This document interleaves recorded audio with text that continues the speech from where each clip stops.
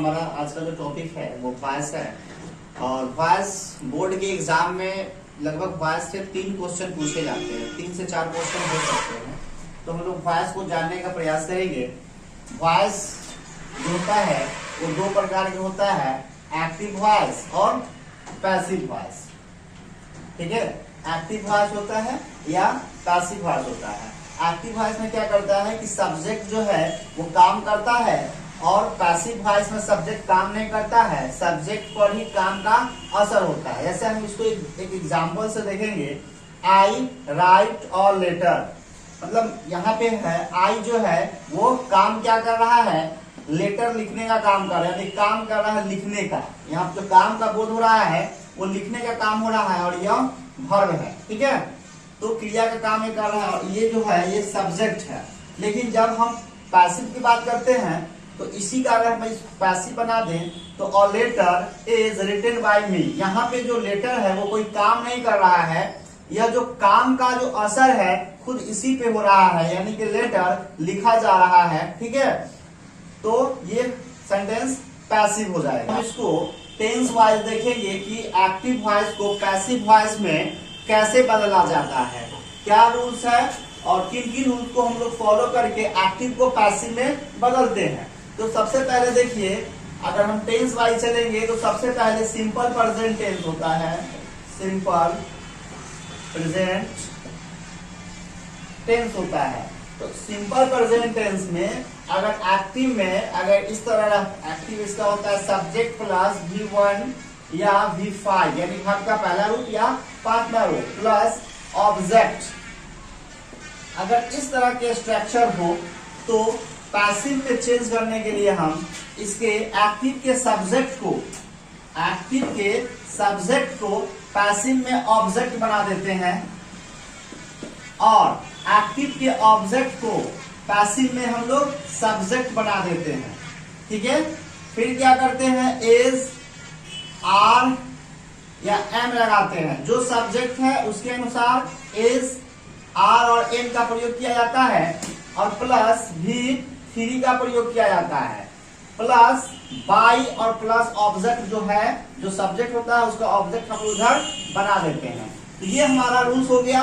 Active का जो subject होता है पैसिव में ऑब्जेक्ट बन जाता है, एक्टिव का जो ऑब्जेक्ट होता है वो पैसिव में सब्जेक्ट बन जाता है, और फिर इज एम आर का प्रयोग किया जाता है सब्जेक्ट के अनुसार। अगर सब्जेक्ट सिंगुलर हो तो इस का प्रयोग किया जाता है, सब्जेक्ट अगर प्लूरल हो तो आर का प्रयोग किया जाता है, सब्जेक्ट अगर आई है तो एम का प्रयोग किया जाता है। इस तरह से हम एक्टिव से पैसिव आसानी से बना सकते हैं, और पैसिव से एक्टिव भी आसानी से बना सकते हैं। जैसे एक एग्जांपल में हम देख देते हैं, एग्जांपल यहाँ पे हम लेते हैं, वी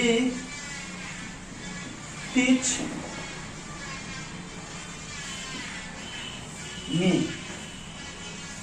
वी टीच मी। अगर हम इसको देखें तो वी टीच मी, इसको हम अगर ये एक्टिव में है, देखा जाए तो ये एक्टिव में है, इसको और पैसिव बनाएंगे तो मी को सब्जेक्ट बना देंगे तो क्या हो जाएगा, आई। क्योंकि सब्जेक्ट के रूप में मी का आई का प्रयोग किया जाता है मी के बदले। ठीक है, और ऑब्जेक्ट में मी का, क्योंकि यह जो है केस वाइज चेंज हो जाता है। और फिर आई के अनुसार एम का प्रयोग किया जाता है, और टीच का क्या करते हैं, V3 टॉट हो जाता है, और फिर बाय का प्रयोग किया जाता है, और V का ऑब्जेक्ट ऑफ हो जाता है। तो ये हमारा बनकर तैयार हो गया। ध्यान रखेंगे कि पैसिव में हमेशा V3 का प्रयोग किया जाता है। ठीक है, तो यहाँ पे हम लोगों ने V3 का प्रयोग किया। अब हम लोग देखेंगे कि प्रेजेंट कंटिन्यूअस टेंस के एक्टिव को पैसिव में कैसे बदला जाता है। तो इसका जो एक्टिव में जो होता है टेंस में, वो सब्जेक्ट प्लस इज एम और आर, इज एम या are plus V4 plus object होता है ये पैसिव में, सॉरी एक्टिव में। तो इसका हम लोग पैसिव करते हैं, हमने पहले ही बताया है कि एक्टिव का जो सब्जेक्ट होता है वो पैसिव में ऑब्जेक्ट बन जाता है, और एक्टिव का जो ऑब्जेक्ट होता है वो पैसिव में सब्जेक्ट बन जाता है। तो हम इधर से एक्टिव देखेंगे, सॉरी ऑब्जेक्ट देखेंगे और ऑब्जेक्ट को यहाँ पे सब्जेक्ट बना लेंगे, ठीक है। फिर क्या करेंगे, इज एम आर, सब्जेक्ट के हिसाब से इज एम आर लगा लेंगे, और यहाँ पे बीइंग का प्रयोग किया जाता है, बीइंग का प्लस V4 के जगह पे हम लोग V3 का प्रयोग करते हैं, क्योंकि हमने पहले ही बताया है कि पैसिव वॉइस में हमेशा V3 का प्रयोग किया जाता है। और पैसिव वॉइस में जब हम लोग ऑब्जेक्ट लिखते हैं तो ऑब्जेक्ट से पहले बाई या किसी प्रीपोजिशन का प्रयोग किया जाता है जरूरत के हिसाब से। ऐसे ज्यादातर में बाई का प्रयोग किया जाता है, बाई प्लस अब इस सब्जेक्ट को हम लोग ऑब्जेक्ट बना देते हैं, ठीक है। जैसे एग्जाम्पल के लिए हम लोग ले लेंगे,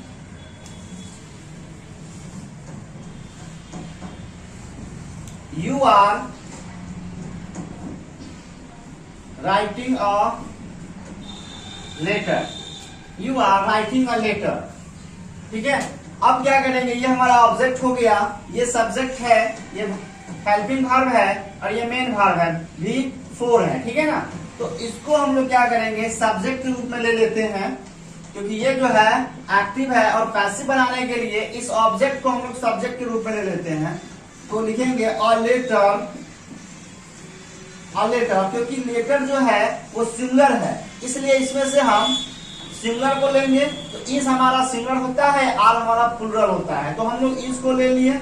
और फिर अकॉर्डिंग टू स्ट्रक्चर यहाँ देखेंगे कि बीइंग का प्रयोग करेंगे, तो बीइंग प्लस V3, तो राइटिंग का V3 रिटन हो जाता है, तो हम लोग रिटन लिख लेंगे।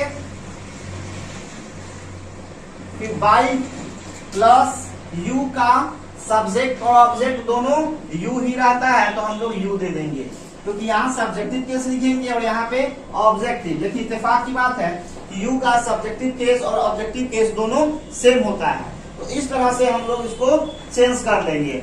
देखते हैं हम लोग नेक्स्ट, अब आगे देखते हैं हम लोग कि प्रेजेंट परफेक्ट टेंस का एक्टिव से पैसिव कैसे बनाया जाता है। तो प्रेजेंट परफेक्ट टेंस में जो एक्टिव होता है, यानी टेंस का जो स्ट्रक्चर होता है वो कुछ इस प्रकार होता है, सब्जेक्ट प्लस हैव या हैज, यानी कि सब्जेक्ट के अकॉर्डिंग हैव लगेगा या हैज लगेगा, क्योंकि हैव जो होता है वो प्लूरल होता है और हैज जो होता है वो सिंगुलर होता है। अगर सब्जेक्ट सिंगुलर है तो फिर सिंगुलर वर्ब का प्रयोग होगा, यानी कि हैज का प्रयोग होगा, और अगर सब्जेक्ट प्लूरल है तो हैव का प्रयोग किया जाएगा। और प्लस V3 प्लस ऑब्जेक्ट, ये हमारा एक्टिव में ऑलरेडी होता है, यानी टेंस में हम लोग पढ़ते हैं तो यह स्ट्रक्चर हम लोग पढ़ते हैं। अब इसको हम लोग पैसिव अगर बनाएंगे तो पैसिव में हमने पहले ही कहा है कि अगर एक्टिव में ऑब्जेक्ट ना हो तो पैसिव नहीं बनता है, ठीक है। तो यहाँ पे जो ऑब्जेक्ट होगा एक्टिव में उसको हम लोग पैसिव में सब्जेक्ट बना देंगे, जरूरत के हिसाब से हम लोग केस वाइज चेंज कर लेंगे, ठीक है।